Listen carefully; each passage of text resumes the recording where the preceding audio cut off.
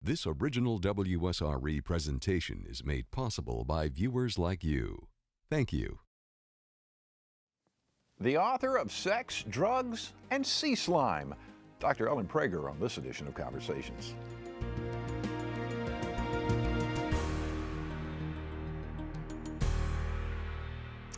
Dr. Ellen Prager is a scientist, speaker, and author who has an engaging and compelling approach to educating a mass audience about earth and ocean science. Perhaps best known for her book entitled Sex, Drugs, and Sea Slime, how can you not be at least somewhat intrigued? Her latest book, entitled Stingray City, is the third in a series of fiction books for middle schoolers. Her research credentials include having been chief scientist at Aquarius Reef Base Program in Key Largo, Florida, which happens to boast the world's only undersea research station. Her passion for science is contagious, and we are glad to have her on this edition of Conversations. Thank you for joining us. I'm happy to be here. Some interesting titles on your books. As you said, I've got to get their interest somehow. You do indeed. I want to get to that in just a moment. But first, let me begin with you. How old were you when you first started getting interested in science? When I was really young, and I'm going to date myself here, I watched Jacques Cousteau on the television, and I was just enthralled with his whole exploration of the ocean world and scuba diving. But I was always a nature girl.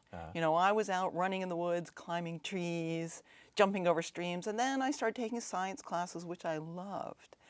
But a real turning point came when I was in high school, and I was teaching swimming lessons, and the guys I worked with brought scuba tanks to the pool. And they said, "You want to try these?" I'm, "Sure." Put the scuba tanks on, jumped in the pool, and they couldn't get me out. I was like, this is the coolest thing ever. I'm just staying under here. So I went back to my parents. I was in high school, and I said, I want to get certified for scuba diving. And I said, you have a job, you have a car, have at it. And they now say they thought it was a phase, like a musical instrument or some sport I was just going to take up. And little did they know that once I discovered something that I could combine nature, science, and scuba diving all together, that was it. Dare I say I was hooked? So, I at that point, it was, this was something I was really excited about. What's the most fascinating place that you have ever scuba dived? The most fascinating place I've ever scuba dived? Well, I am so lucky. I have one of my jobs, my hats that I wear is, I am the science advisor for a small cruise ship, Celebrity Cruise, in the Galapagos Islands. Okay. And I think the Galapagos is one of my favorite places because there's this really strange mix of animals, especially in the ocean. So you go diving and you see warm water animals like sea turtles, sharks, tropical fish, and the next thing you know, a penguin swims by. So you've got penguins and tropical fish. That just seems wrong. But in the Galapagos, because there's a confluence of ocean currents that comes from different places, you actually have warm water and cold water animals living together. Oh, fascinating. And, it's amazing. So I love it there because you never know what you're going to see. Right. And you can get very close to the animals. They're not afraid of you. And it's just an amazing place to see. Now, you've done some very interesting things in your career, and we were talking about the underwater sea exploration that you did. Where I guess how long were you under? Did you? So stay you mean under? when I was living underwater? When you were living underwater, So when I was the chief scientist for Aquarius Reef Base, and even before then, I was so fortunate to do 2 missions living underwater, and so you're living at about 50 feet inside a habitat. Okay. And I like to equate it to kind of underwater mobile home, but it doesn't move around. It's, sits right there on the legs, and so you're living at about 50 feet. And what it does, it allows you time and access to the ocean. And so if you're living at 50 feet, you actually have 6 to 9 hours a day diving down to 100 feet. And so for people who are scuba divers, let's say you were at the surface and you want to dive to 60 feet to do some research. You'd have 60 minutes, and you could do multiple dives during the day. But if you want to do research at 100 feet, for one day, you might have 15, 20 minutes. Pretty darn hard to get your research done with that kind of time limitation. And so by living underwater, you extend your time, and then at the end, you have to go through decompression to come back to the surface. But I was lucky I've done 2 missions, one for about a week, week and a half, and one was 2 weeks long. So you're down there the entire week? You're down there for a week or 2 weeks living inside the habitat, and then you go through decompression, and then you come back to the surface. Well, and so while you're in there, just during the day, you would just go out and, Yeah, and so dive? you know what? It's the equivalent of you going to work every day, except that you're putting on a soggy wetsuit, cold soggy wetsuit, and you're going diving. But every day you get up, you have breakfast, you figure out your work plan, you get together with your colleagues to figure out what you're going to do that day. You put on your wetsuit, put on your tanks, and you go out and dive, and you do what you need to do. And then, you have your meals are inside, you sleep, you work up your data, you can communicate, you can do social media now. So, and then you sleep, and then the next day you go back to work again. Wow. And one of the cool things is that since you're not this very short visitor, you get to see things that you wouldn't normally. So, like on your way to work, you pass the same coral that has the same moray eel living with it, and you're just like, oh, he's there every day. That's where he lives. And so you start to see the underwater world in a way that's different than if you're just coming up and down from the surface, I think. Interesting. And where was this located? So it still is. It's about 3.5 miles off the coast of Key Largo in Florida. It is owned and operated by Florida International University right now. Okay. Now, are there any other ones anywhere else in the world? It's the only operating research station in the world because I will tell you, in something like the 1970s, there was this real push to live and work underwater. And there were like 17 countries, they were building these research labs, but what people discovered was it's expensive and technically fairly difficult to do. And so all those other research stations went away. And there was one in St. Croix called Hydrolab, and this is the sort of successor to that, the Aquarius. Right. But people ask me all the time, oh, we're going to be living underwater anytime soon. And the truth is, we have not invested the magnitude that we would need to start living underwater or even doing more of these what's called saturation diving facilities. If you compare how much we've invested in ocean research to space, it's a mere fraction. And so while we're really good at putting people in space now, we are not so good at putting people for extended periods of time underwater. And it really comes down to technological investment. Interesting. You said something that I read somewhere along the way that I thought was very interesting, that the ocean is the key to finding cures for some diseases. Tell me more. What are you talking about? So this will bring me to my book, Sex, Drugs, and Sea Slime. Okay. The drugs part of that book, so when I wrote that book, it's kind of the idea behind it is you use wacky creature stories to engage people in learning about animals in the ocean or the diversity of life in the ocean. But then in every chapter, I've talked about why do those things matter, not only the ocean ecosystem, but to human society as well. And a big part of that is biomedical research. One of the things that I learned from doing the research for that book is that there are more animals, there's a diversity and greater number of animals being used either in biomedical research or the search for new pharmaceuticals in the ocean than I ever knew. Really? So, and I'll give you an example. Okay. So on a coral reef, a lot of the organisms like sponges, they attach themselves to the bottom. So if something's going to eat them or attack them, they can't run away, they can't fight back, and so they use chemicals for defense. So that should be like, oh, so if a lot of the animals in the ocean use chemicals for defense, they might be good things to treat cancer, inflammation, disease, and that's exactly what's happening. There are already compounds on the market or drugs on the market that come from compounds found in sponges. There's a thing called a bryozoan. One of the examples I use in the book and I talk about in my presentations is there's something called a cone snail. Scientists around the world think that cone snails hold more potential than any other animal on the planet for pharmaceutical development. And yeah, you should be thinking, snail? A cone snail. A cone snail, because cone snails, there's something like probably more than 700 species in the ocean. They hunt shellfish, worms, and some hunt fish. Okay. And you think, snail, how do they do that? They actually bury themselves in the sand, and they have this thing called a siphon, and they can detect chemicals coming by, so like the scent of a fish. And then, the coolest thing, they shoot out a harpoon-like tooth, and they, shoot the fish, and it's on a tether. They reel the fish in, and then they have a snout like a snake that goes over it, but then they inject it with venom. Each tooth has venom in it. And the coolest thing is between the different cone snails, they have different strengths of venom. So there's kind of, weak venom. Right. There's actually, one nick and you're dead venom. Okay. But some cone snails, if they attack a fish and the first strike doesn't do it, they have the ability to change the chemistry of their venom and strike again. Incredibly unusual in the animal kingdom. They can change the chemistry of the venom. That's fascinating. Yeah, and there's already a painkiller on the market called Prialt that is derived from cone snail venom.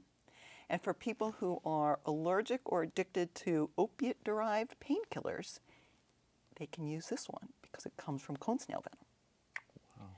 Yeah, it's really interesting. And I think people have no idea how many organisms in the ocean we're using to not only biomedical research, but biotechnology. One of my favorite stories is from a researcher up in Woods Hole, Roger Hanlon, who studies cuttlefish and octopus, and he's been looking at their camouflage for years. Turns out, octopus are the fastest camouflage artists on the planet. But his research shows that it seems like they're colorblind. Yeah, so I was wait a minute, how can they mimic the bottom if they're colorblind? And he thinks they have some sort of color sensing capability in their skin. So what's interesting is the military funds his research. Because imagine if you had wetsuits or vehicles that could sense the color of their surroundings and match it. Pretty phenomenal. Really phenomenal. So there's a lot we can learn from the organisms in the sea, and it's one of the reasons why it's so important to protect the diversity of life in the ocean, because we don't know what incredibly valuable knowledge is there that we haven't harvested yet.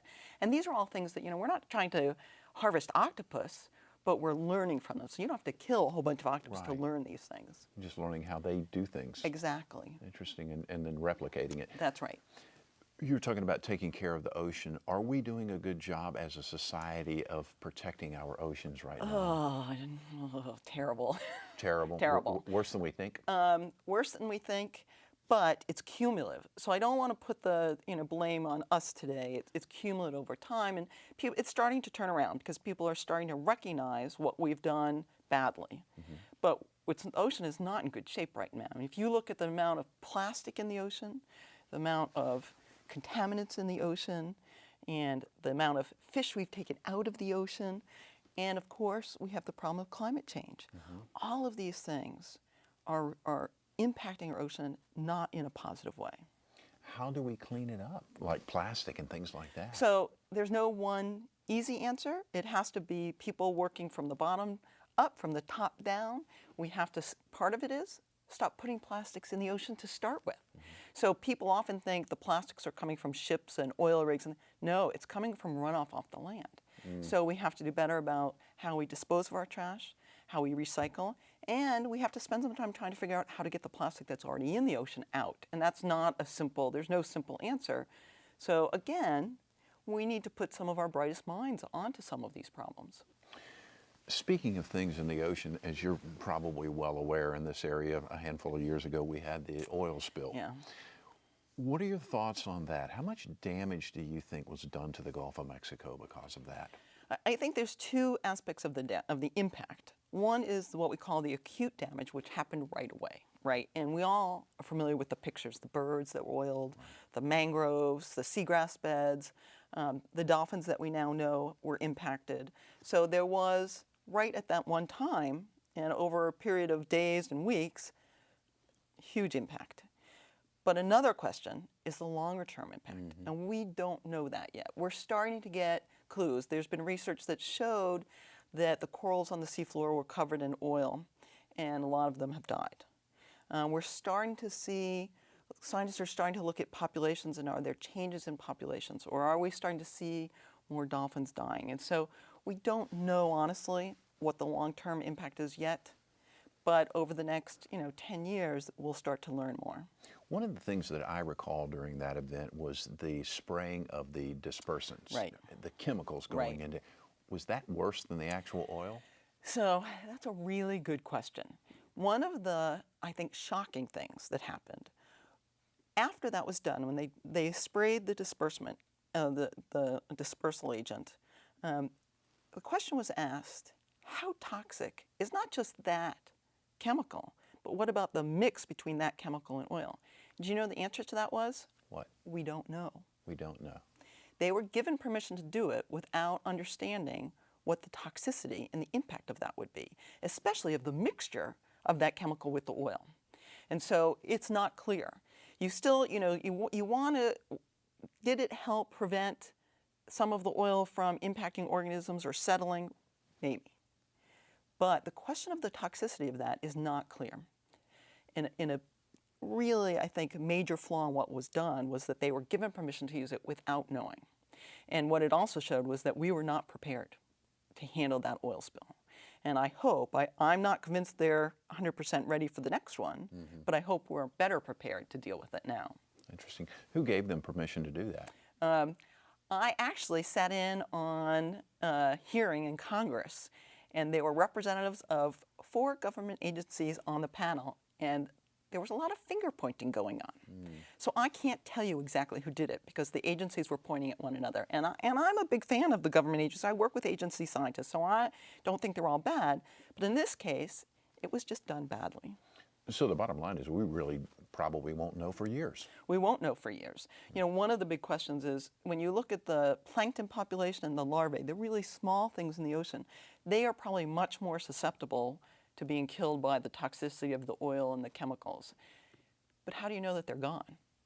You don't know until years later when, let's say, you go to fish a certain size fish and that size fish just isn't there because that year class, the babies went away.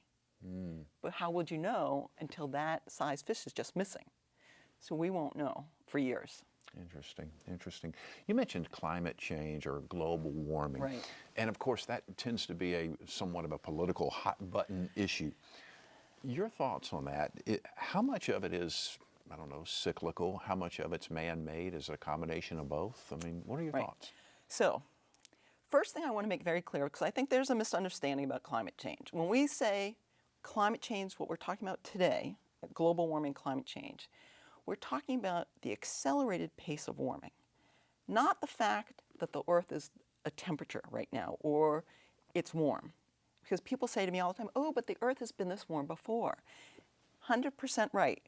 In fact, there's been this level of carbon dioxide in the atmosphere before.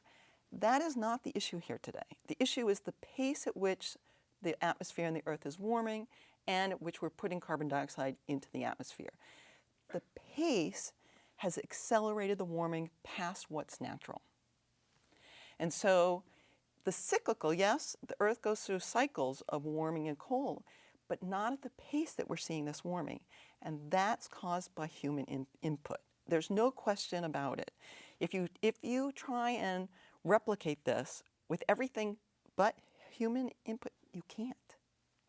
And it's very clear in the records this is unusual, and it's that accelerated pace. So I am somebody who is very careful about what I say, and I never want to be alarmist. This is the first time in my life I've been really alarmed or scared about where our planet is going with climate change. And in the ocean, there are multiple impacts. There's the accelerated pace of seawater warming, so the temperature itself. There's an increase in ocean acidity, which is the pH of the ocean is changing. Of course, you've got sea level rise, which we have to be worried about. If you see the ice caps that are actually on land melting, we actually don't know how fast the sea level is going to rise. That's a really big question still. So it's pretty alarming. And I've done research on coral reefs, and our coral reefs are in serious trouble right now. And caused by? Mainly, there are a lot of factors, and they're compounding factors. So I'm not going to tell you it's only climate change. There's overfishing, and there's pollution, and there's destructive fishing techniques. But climate change, we think more than anything else right now worldwide, is impacting coral reefs. You probably heard about the bleaching of the Great Barrier Reef last year. Unprecedented. A lot of that has died. There's been a big bleaching event in Japan.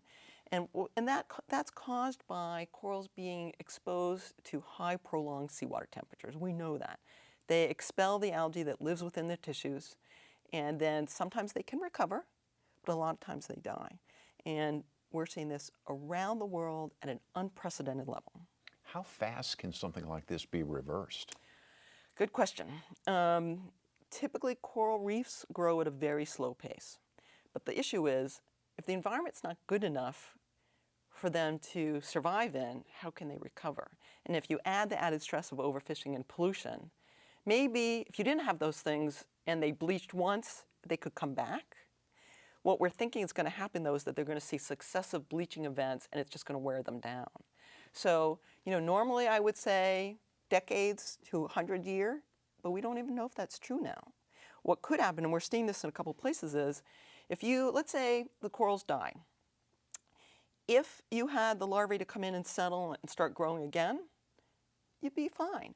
But what happens if you have like sea urchins come in and start scraping the algae that's growing over those coral, and they scrape down all that topography that you need for a reef and for baby corals to grow? You're not going to have a reef anymore ever. And so we're still doing research to understand these ecosystem changes, these levels at the ecosystem level. But for me, it's pretty scary. And I don't say that lightly. Right. Very fascinating, extremely fascinating. I learned a lot from that. A lot of stuff I just didn't know, and Well, unfortunately, it's probably not being communicated. And I think that's part of our problem is that, we haven't communicated that well, the problem, and the fact that we should really worry about these things and why we should worry about them. So thank you. Yeah. Let's talk about what you're doing. You're spreading the word of science to the masses. I'm trying. to. Is it working? I hope so. I've still got a lot more to go. Yeah. Talk about that. I know it's important to you to be a great role model for the scientific community and especially for young people and especially for young women. Talk about that for a second. I think there are a lot of good role models out there, but not enough is what I would tell you. And certainly in science, it's so true because when kids are growing up, when they see somebody who's doing something they're interested in and they think they could be like them, they're much more likely to go on that career path. If they don't see anybody like them or who they see themselves in, a lot of times they're turned off because they think I could never do that. And so for me, it's really important to make science understandable, be engaging, and have conversations with students and kids to show them, I was just like them at one point. I had no special in. I can be pretty silly and goofy too. Right. So, I like to have fun with kids and make science fun and relatable. I think that's important to make it relatable. Right. And that leads me to a couple of your books. Now, a couple of them are actually fiction books, right? So Stingray City being one of those. Right. Tell me about that. So actually it's kind of a funny story. I was giving talks about my nonfiction books, and I started getting parents and teachers saying, hey, what about the middle graders, which that means like the 8 to 12 years old. Like middle school. Yeah, and I said, you're right. I'd written young kids' books, and I'd written high school and above, sort of nonfiction, but I'd never done anything to target middle graders. I was like, you're right. I wonder what they like to read. Right. And of course, they like things like Harry Potter, Percy Jackson. They like fun adventure fiction. So I thought, maybe I could do something like that had oceans and marine life and ocean issues in it. So I created this fiction series that combines adventure, action, and my favorite, sarcastic humor with ocean issues and marine life. And so the first book in the series is called The Shark Whisperer. Mm-hmm. The second one's The Shark Rider, and then Stingray City just came out in May. Okay. And that's the third book in the series. And in every book, the villain's doing something real world problem in the oceans. And in that book, the issue is wildlife smuggling, and there's invasive species. In the first book, he's shark finning.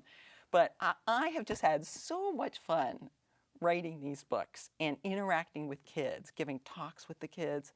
They are so funny. I've never had this happen. The kids will come up to me afterwards and they'll give me hugs. I've had them pass me like secret notes at book signings. I mean, they send me the funniest emails about, when's the movie coming out? I want to play the main character. One kid sent me a note saying that he had a fish to play a fish. he was repping his fish. He was ready. So it's probably been seeing how interested the kids are, not only in the ocean, but in reading. Yeah. I've become very engaged in the whole literacy issue. Right. And it's been the most rewarding thing I've done, I have to say. Seeing struggling readers, kids whose parents say to me, my son didn't like books and still he started reading yours. You know, that's great. So getting them engaged in the ocean, but also reading. We have just a couple of minutes left here. Okay. What advice do you have for students, young people who aspire for a career in science? What advice would you give them? So my first thing is, you can do anything you want. It doesn't matter where you come from, who you are, you can do anything you want. You have to be willing to work hard. You have to study hard in school and work with your teachers, and you have to look for opportunities outside of the classroom to get involved. You know, science is very much like business. You need to network, even early on. You need to meet people. You know, let them know how interested you are. I got some great opportunities just because I asked, you know, can I work for you? And somebody said yes. So work hard, study hard, but find outside activities to get involved in. And you know, you may have to volunteer, you may not get paid at first, but we all have to start somewhere. So I think that's a big part of it. School, reading. A lot of kids ask me about, they want to be a writer, a writer's. First thing, read. You got to read, read, read. Right. But it's school, but it's also finding other opportunities. Nature centers, aquariums, universities. During the summer months, often they hire students to help them. There are also a lot of great summer programs or summer camps that you can get involved with. I think those in science, whether it's robotics, biology, chemistry, you know, do those sort of things. Meet people who are chemists. It's really important. And I don't have a whole lot of time, but I always like to kind of end on this note here. What are you most optimistic about from a scientific standpoint? Oh, what am I most optimistic about? I think I'm most optimistic that we have a lot of bright young minds coming up. And this younger generation, I'm starting to see, they're really engaged and they want to do good and they want to be involved. So I'm very optimistic for the future in that sense. Great. What a wonderful conversation. Thank you so much. Thank you so much. It was a pleasure to meet you. Thank you. Dr. Ellen Prager, author of many books and of her latest, Stingray City, which, by the way, is a fiction book, but no doubt extremely interesting one. And by the way, you can keep up with Dr. Prager at earth2ocean.net. Did I get it right? Yep. There you go. Okay. And by the way, you can find more of our conversations online at wsre.org/conversations, as well as on Facebook and YouTube. I'm Jeff Weeks. Thank you so very much for watching. I hope you enjoyed the broadcast. Take great care of yourself, and we'll see you soon.